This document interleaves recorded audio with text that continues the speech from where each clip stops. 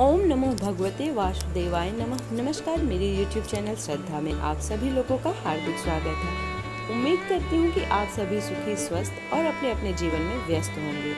आइए जानते हैं इस वीडियो के माध्यम से पितृ कौन होते हैं और क्यों जरूरी होता है पितृ विसर्जन करना, कितनी पीढ़ी तक यह मान्य होता है। पितृ पक्ष के दिनों में पितरों का पिंडदान, श्राद्ध, तर्पण आदि कर प्रसन्न किया जाता है। वायु पुराण में उल्लेख है कि पितृ पक्ष में पितृ सूक्ष्म रूप से धरती पर वास करते हैं। वही 3 पीढ़ियों तक को पितृ माना गया है। पितृकुल से पिता, यदि मृत्यु हो गई हो, दादा और परदादा, ये सभी पितृ माने जाते हैं। वही मातृकुल में नाना, परनाना और उसके ऊपर के एक वृद्ध परनाना, यानी 3 पीढ़ियों तक को पितृ कहते हैं और पितृ पक्ष में इनकी पूजा की जाती है। पितृ पक्ष में लोग अपने पितरों को पिंडदान कर रहे हैं। मान्यता है कि पितृ पक्ष में बिहार के गया में वंश के द्वारा अपने पितरों के लिए श्राद्ध, तर्पण, पिंडदान आदि करने से वे प्रसन्न होते हैं और आशीर्वाद देते हैं। वही जो गया नहीं जा पाते, वे पितरों की मुक्ति के लिए घर पर ही श्राद्ध, तर्पण व ब्राह्मण भोजन कराते हैं। लेकिन सवाल उठता है कि आखिर पितृ होते कौन हैं? कितनी पीढ़ी तक पितृ माना जाता है? आसान शब्दों में कहा जाए तो परिवार या रिश्तेदार में जिनकी मृत्यु हो जाती है उसे पितृ कहते हैं। गरुड़ पुराण में व्याख्या है कि मृत्यु के पश्चात व्यक्ति प्रेत रूप धारण कर यमलोक की यात्रा करते हैं।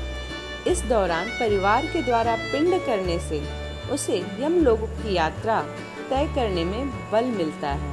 जो अच्छे कर्म किया होता है वो देवलोक या पितृलोक में रहते हैं। वहीं कुछ प्रेत आत्मा को अपने कर्म के अनुसार प्रेत योनि में रहना पड़ता है। तीर्थ पुरोहित बताते हैं कि पितृ पक्ष के दिनों में पितरों का पिंडदान, श्राद्ध, तर्पण आदि कर पितरों को प्रसन्न किया जाता है। हमारे सनातन धर्म में पितृ पक्ष का खास महत्व है। मनुष्य जन्म लेते ही 3 ऋण से युक्त हो जाता है।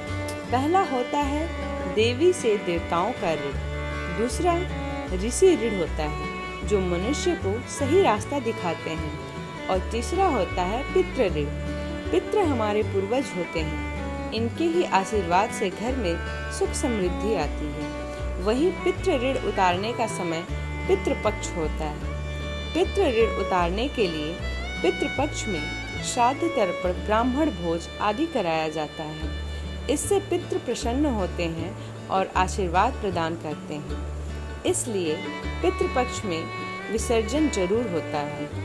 इसलिए पितृ पक्ष के महीने में पितृ विसर्जन जरूरी होता है। अब जानते हैं कि पितृ विसर्जन के समय हमें किन किन चीजों का दान देना जरूरी होता है। पितृ पक्ष में पितरों की आत्मा की शांति और उनका आशीर्वाद पाने के लिए पितृ पक्ष के दौरान श्राद्ध, तर्पण और पिंडदान किया जाता है। ऐसी मान्यता है कि पितृ पक्ष में दान करने से पितृदोष समाप्त हो जाता है और जीवन में चल रही परेशानियां दूर हो जाती हैं और घर में खुशहाली का माहौल बन जाता है। आइए जानते हैं कि ऐसी कौन सी वह चीजें हैं जिन्हें दान करने से पितरों को खुश किया जा सकता है। यदि आप चाहते हैं कि पितरों की कृपा आप पर बनी रहे तो पितृ पक्ष के दौरान अनाज जरूर दान करें। ऐसा करने से पितृ प्रसन्न होते हैं और हर समस्या दूर होती है। पितृ पक्ष के दौरान सोना दान करना भी बहुत ही शुभ माना जाता है। इससे घर के सभी प्रकार के क्लेश, दुख दूर हो जाते हैं। यदि लंबे समय से आपका कोई काम रुका हुआ है तो समझ जाइए कि पितृ आपसे नाराज हैं। उन्हें मनाने के लिए तिल का दान करें। इससे आपकी रुके हुए काम जल्द ही पूर्ण हो जाएंगे। शास्त्रों के अनुसार पितृ पक्ष के दौरान नमक दान करना जरूरी माना जाता है। नमक दान करने से घर की सभी नकारात्मक ऊर्जा दूर होती है और सकारात्मक ऊर्जा से घर भर जाता है और सकारात्मक ऊर्जा हमारे घर में प्रवेश करती है। पितृ पक्ष में अगर आप गुड़ का दान करते हैं तो पितृ प्रसन्न होते हैं और घर की दरिद्रता दूर होती है। घर हमेशा भरा पूरा रहता है। उम्मीद करती हूँ कि आज का यह वीडियो आप लोग को पसंद आया हो। यदि ये वीडियो पसंद आई हो तो वीडियो को लाइक करें, चैनल को सब्सक्राइब करें। इसी प्रकार की वीडियोस को प्राप्त करने के लिए चैनल को सब्सक्राइब करना ना भूलें। धन्यवाद।